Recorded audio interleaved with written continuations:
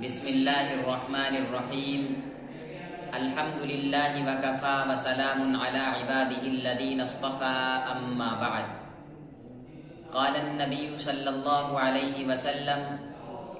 من تشبہ بقوم فهو منهم او کما قال صلی اللہ علیہ وسلم۔ محترم ناظرین و سامعین، آج دسمبر کی 30 تاریخ ہے۔ یہ سال ختم ہونے کے قریب ہے اور 2022 کا سال شروع ہونے والا ہے۔ جب بھی نیا سال شروع ہوتا ہے تو جس طرح دوسری قومیں نئے سال کا جشن منانے میں مست ہو جاتی ہیں، ڈوب جاتی ہیں،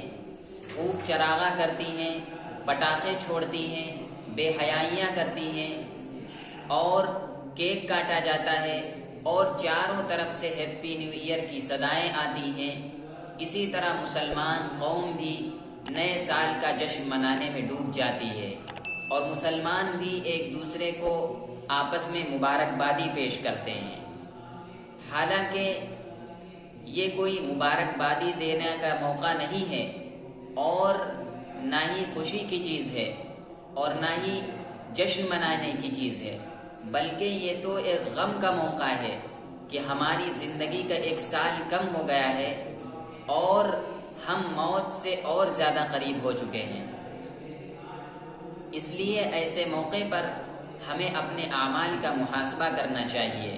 اپنے گناہوں پر نادم اور شرمندہ ہونا چاہیے اور آنے والے سال کے لیے نیکیوں کے کرنے کا عزم اور ارادہ کرنا چاہیے۔ دوسری بات یہ کہ نئے سال کا جشن منانا یا آپس میں ایک دوسرے کو مبارکبادی پیش کرنا، ہیپی نیو ایئر بولنا، یہ غیروں کا طریقہ ہے اور دراصل یہ عیسائیوں کا ایجاد کیا ہوا ہے۔ عیسائیوں میں قدیم زمانے سے یہ طریقہ اور یہ روایت چلی آ رہی ہے کہ وہ نئے سال کے موقع پر جشن مناتے ہیں اور اس کی وجہ یہ بتلائی جاتی ہے کہ چونکہ حضرت عیسیٰ علیہ السلام کی پیدائش عیسائیوں کے عقیدے کے مطابق 25 دسمبر کو ہوئی ہے، اس لیے وہ ان کی خوشی میں 25 دسمبر کو کرسمس ڈے مناتے ہیں۔ اس لیے مسلمان قوم کو اور مسلمان بھائیوں کو اس طریقے سے بچنا چاہیے تاکہ غیروں کی مشابہت سے بچا جا سکے۔ اس لیے کہ جناب نبی کریم صلی اللہ علیہ وسلم نے ارشاد فرمایا،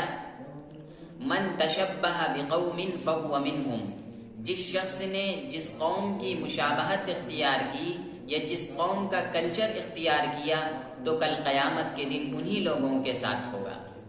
اس لیے ہم کو غیروں کی مشابہت سے بچنا چاہیے اور ان چیزوں کو ترک کر دینا چاہیے۔ اب سوال یہ پیدا ہوتا ہے کہ اسلام ہمیں کیا پیغام دیتا ہے ایسے موقع پر، اسلامی تعلیمات کیا ہیں؟ تو شریعت اسلامیہ ہمیں اس سلسلے میں کسی عمل کا ثبوت تو نہیں ملتا، البتہ بعض کتب حدیث میں یہ روایت موجود ہے کہ جب نیا سال شروع ہوتا یا سال کا پہلا مہینہ شروع ہوتا تو صحابہ کرام ایک دوسرے کو یہ دعا سکھلاتے، اللہم ادخلہ علینا بالامن والایمان والسلامت والاسلام ورضوان من الرحمن وجواز من الشیطان، کہ اے اللہ اس نئے سال کو یا اس نئے مہینے کو ہمارے اوپر ایمان، امن، سلامتی اور اسلام کے ساتھ اور اللہ کی خوشندی کے ساتھ اور شیطان کی پناہ سے داخل فرما۔ اس لیے اس دعا کا اہتمام کرنا چاہیے اور اپنے گناہوں پر نادم اور شرمندہ ہونا چاہیے اور آئندہ سال کے لیے نیکیوں کے کرنے کا عزم اور ارادہ کرنا چاہیے۔ بس آخر میں ایک بات یہ بھی عرض کرتا چلوں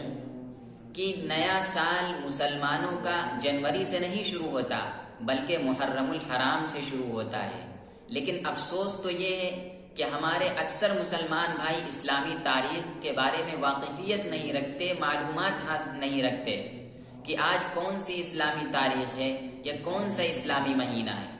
اس لیے ہمارا فرض ہے کہ ہم اپنی اسلامی سال اور اسلامی تاریخ کی حفاظت کریں اور انہی اسلامی تاریخ کے ذریعے اپنے امور کو انجام دیں۔ اللہ رب العزت ہم سب کو غیروں کی مشابہت سے بچائے اور نبی علیہ الصلاۃ والسلام کی سنت کی اتباع کی توفیق عطا فرمائے۔ وآخر دعوانا ان الحمد للہ رب العالمین۔